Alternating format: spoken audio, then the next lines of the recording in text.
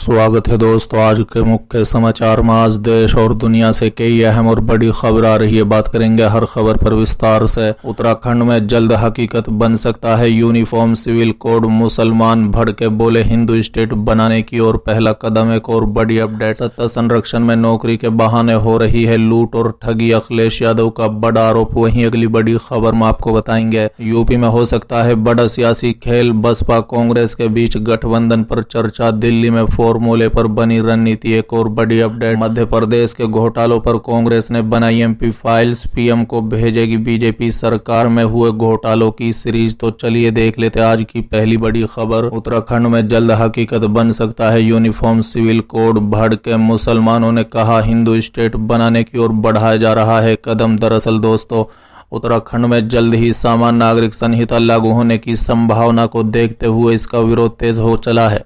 बता दें, जहां एक और तमाम मौलवी और मौलाना कह रहे हैं कि यह हिंदू स्टेट बनाने की दिशा में बढ़ाया जा रहा कदम है, तो वहीं भाजपा का कहना है कि कट्टरपंथी तत्व और वोट बैंक की राजनीति करने वाली पार्टियां ही विरोध में नजर आ रही है। बता दें, इसी बीच राज्य के मुख्यमंत्री पुष्कर सिंह धामी ने कहा है कि सबसे बात करने के बाद ड्राफ्ट की तैयारी लगभग पूरी हो गई है। हमें जैसे ही ड्राफ्ट मिलेगा हम इसे लागू करने की दिशा में आगे बढ़ेंगे।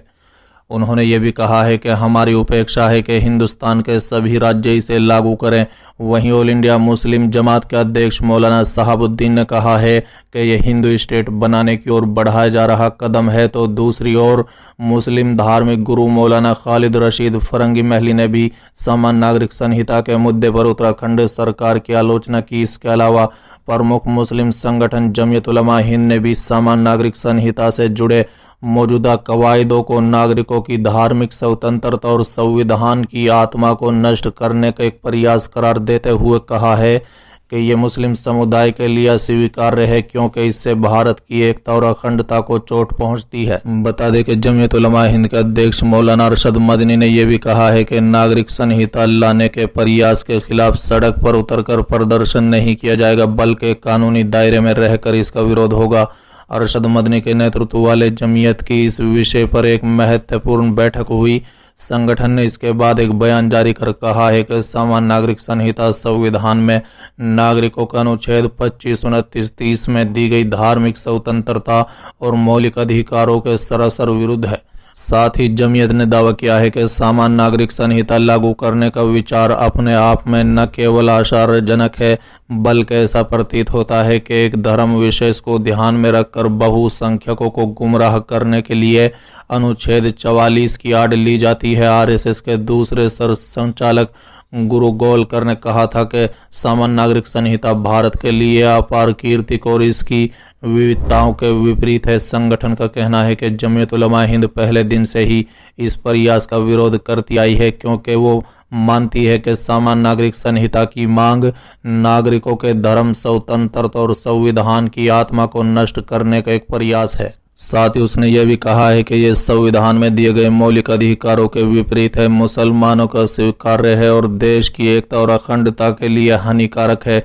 संगठन के अध्यक्ष मौलाना अरशद मदनी ने कहा है कि ये मामला सिर्फ मुसलमानों का नहीं बल्कि सभी भारतीयों का है। जमीयत उलमा हिंद अपने धार्मिक मामलों और इबादत से किसी भी तरह का समझौता नहीं कर सकती है। हम सड़कों पर प्रदर्शन नहीं करेंगे, लेकिन कानून के दायरे में रहकर हर संभव कदम उठाएंगे। बता दें, हम आपको बताते चले कि उत्तराखंड के अलावा गुजरात में विचार विमर्श और सामान्य नागरिक संहिता का मसौदा तैयार करने के लिए समितियों का गठन किया गया है।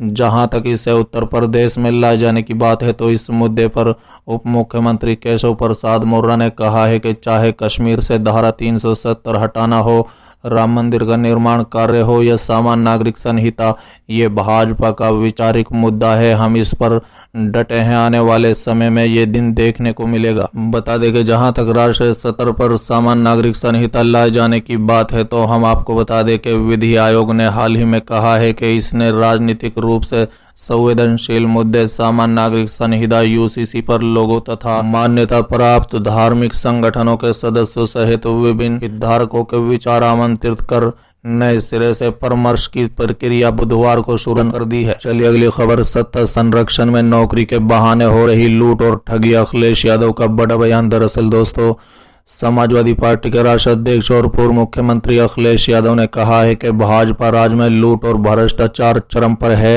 भाजपा सरकार अपने झूठे वादों से प्रदेश की जनता को ठगने का काम कर रही है। बता दें, उन्होंने कहा है कि सत्ता संरक्षण में कहीं नौकरी के बहाने तो कहीं खुलेआम राह चलते लूट की जा रही है। ठगी का जाल लोगों को जी का संचालन बन गया है। बता दें, सरकारी विभागों में नौकरियां दिलाने के नाम पर आए दिन ठगी होती है। ताजा मामला सिंचाई विभाग में नौकरियां दिलाने से जुड़ा हुआ है। सिंचाई विभाग में 85 अलग अलग पदों पर फर्जी नियुक्ति पत्र प्रमुख अभियंत्र के नाम से भेजा गया है। इनमें संविदा पर 20 सहायक अभियंत्र, 26 और अभियंत्र और 39 कंप्यूटर ऑपरेटरों की नियुक्ति पत्र जारी कर ठगा गया है। बता दें, सचिवालय में तो कई बार ठगों का गोरख धंधा पकड़ा गया है। इनके तार मंत्री से लेकर आला अफसरों तक जुड़े होने की जांच चल रही है। साथ ही अखिलेश ने कहा है कि आश्चर्य है कि सचिवालय में ही दफ्तर खोलकर ठगों ने इंटरव्यू का नाटक पूरा किया। चलिए अगली खबर, यूपी में हो सकता है बड़ा सियासी खेल, सपा कांग्रेस के बीच गठबंधन पर चर्चा, दिल्ली में फॉर्मूले पर बातचीत। दरअसल दोस्तों, अगले लोकसभा चुनाव के मद्देनजर उत्तर प्रदेश में सभी राजनीतिक दलों ने सक्रियता बढ़ा दी है। बता दें, भाजपा और सपा के अलावा बसपा मुखिया मायावती भी अपनी पार्टी के संगठन को चुस्त दुरुस्त बनाने की कोशिश में जुट गई है। बता दें कि इस सिलसिले में उन्होंने लखनऊ में एक बड़ी बैठक भी की है। बसपा और कांग्रेस दोनों दलों की सियासी वजूद के लिए अगला लोकसभा चुनाव काफी महत्वपूर्ण माना जा रहा है। ऐसे में दोनों दलों के बीच अंदर खाने गठजोड़ की संभावना भी तलाशी जा रही है। कांग्रेस मुख्यालय में पार्टी के एक वरिष्ठ पदाधिकारी से इस बाबत हाल ही में लंबी चर्चा की है। माना जा रहा है कि बसपा मुखिया मायावती ने इस नेता को चर्चा के लिए दिल्ली भेजा था। हालांकि दोनों दलों की ओर से अभी तक इस बाबत आधिकारिक रूप से कुछ भी नहीं कहा गया है। सियासी जानकारों का मानना है कि 23 जून को पटना में होने वाली विपक्ष की बड़ी बैठक के बाद इस संबंध में कुछ जानकारी सामने आ सकती है। बता दें, 2019 के लोकसभा चुनाव के दौरान उत्तर प्रदेश में सपा और बसपा ने गठबंधन किया था। जातीय समीकरण के लिहाज से इस गठबंधन को काफी मजबूत माना जा रहा था, मगर इसके बावजूद 2019 में भाजपा ने उत्तर प्रदेश में बड़ी जीत हासिल की थी। 2019 के चुनाव में बसपा को 10 और सपा के 5 लोकसभा सीटों पर जीत हासिल हुई थी। प्रदेश में पिछले विधानसभा चुनाव के दौरान सपा ने रलेद के साथ मिलकर भाजपा को मजबूत चुनौती दी थी, मगर बसपा काफी बिछड़ गई। विधानसभा चुनाव के नतीजों से मायावती को करारा झटका लगा था। बता दें, विधानसभा चुनाव में कांग्रेस को भी करारा झटका लगा था। कांग्रेस सिर्फ 2 सीटों पर जीत हासिल करने में कामयाब रही थी, जबकि कभी अपने दम पर प्रदेश में सरकार बनाने वाली बसपा सिर्फ 1 सीट पर सिमट गई थी। निकाय चुनाव के दौरान भी दोनों दलों का प्रदर्शन निराशाजनक रहा था। अब ऐसे में बसपा और कांग्रेस दोनों दलों के लिए अगला लोकसभा चुनाव काफी महत्वपूर्ण माना जा रहा है। सूत्रों का कहना है कि उत्तर प्रदेश में सियासी मजबूती हासिल करने के लिए दोनों दलों के बीच गठबंधन की संभावनाएं तलाशी जा रही हैं।